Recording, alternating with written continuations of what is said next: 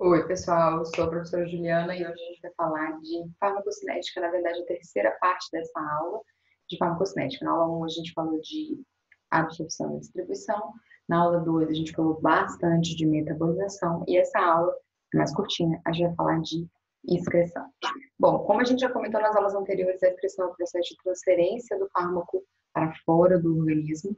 De um modo geral, essa excreção ela é possibilitada pelas reações de metabolismo. As reações de metabolismo tendem a deixar o fármaco mais hidrossolúvel e o principal órgão de excreção é o rim, a via mais comum de excreção é a renal. Então, os fármacos vão ser excretados pela urina, que é uma porcentagem muito grande composta de água, e o fato de os metabólitos estarem mais hidrossolúveis vai facilitar essa excreção.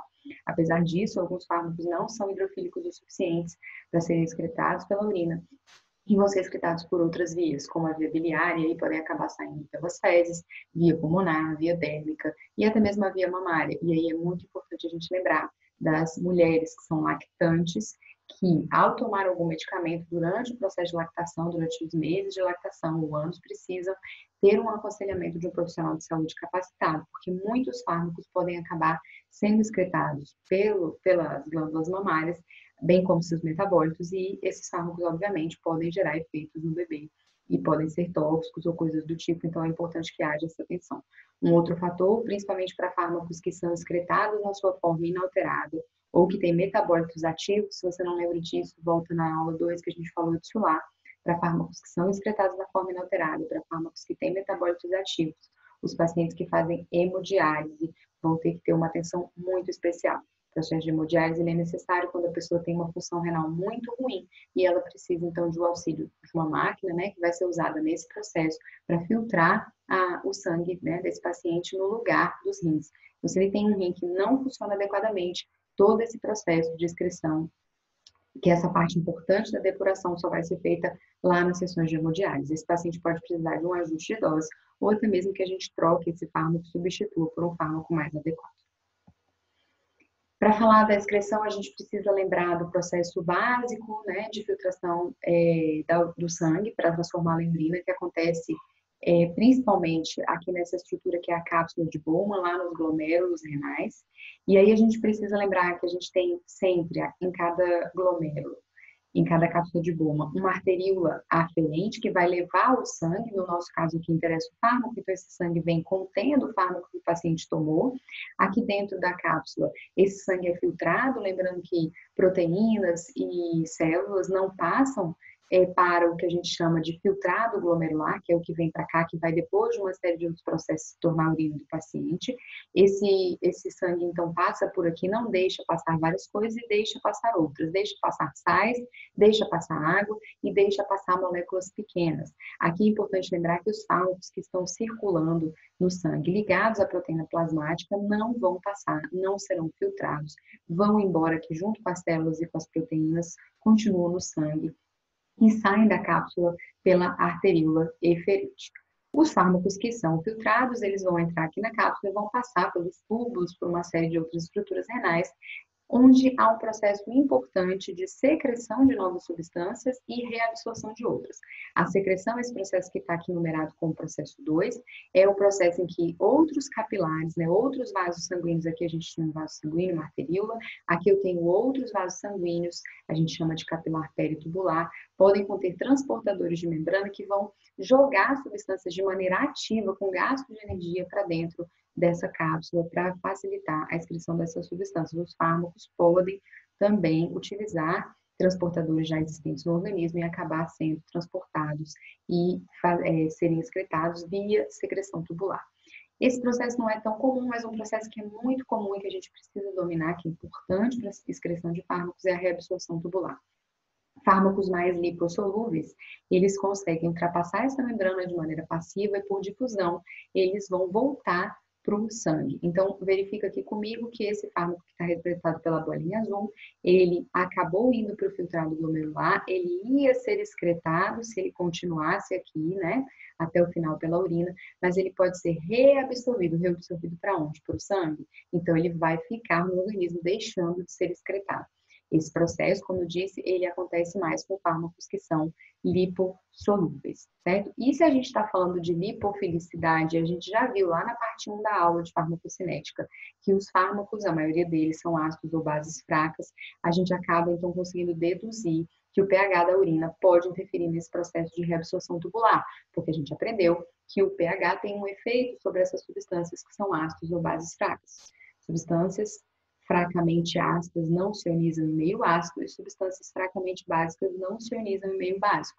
Daí a gente tira aqui uma leve variação no pH da nossa urina vai poder fazer com que um fármaco seja mais ionizado e, portanto, mais excretado, ou, ao contrário, menos ionizado, e aí fica mais lipossolúvel, consegue ser reabsorvido e aí ele será menos excretado, certo? Então, o fato de a gente ter substâncias que podem ou não, né, que são ácidos ou bases fracas, então podem ou não estar ionizadas, podem estar ionizadas ou na forma molecular. A forma ionizada é mais hidrossolúvel porque ela tem mais polaridade. A forma não ionizada é mais lipossolúvel porque ela não tem polos, não tem cargas. E a gente sabe que para passar pela membrana, e o processo de reabsorção é passivo, é uma passagem, uma difusão através da membrana, as substâncias que são mais lipossolúveis têm mais facilidade de fazerem essa passagem.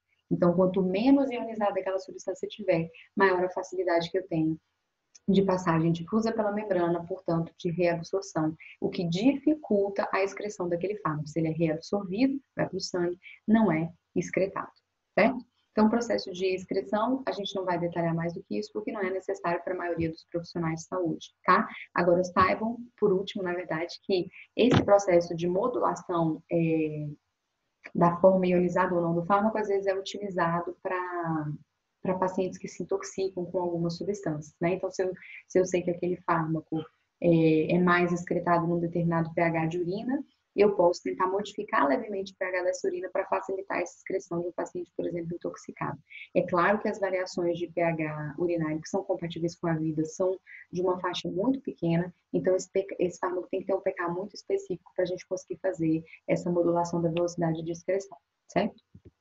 E a gente também já mencionou esse termo antes, o termo depuração, mas eu quero detalhar um pouquinho ele aqui, só comentar algumas coisas.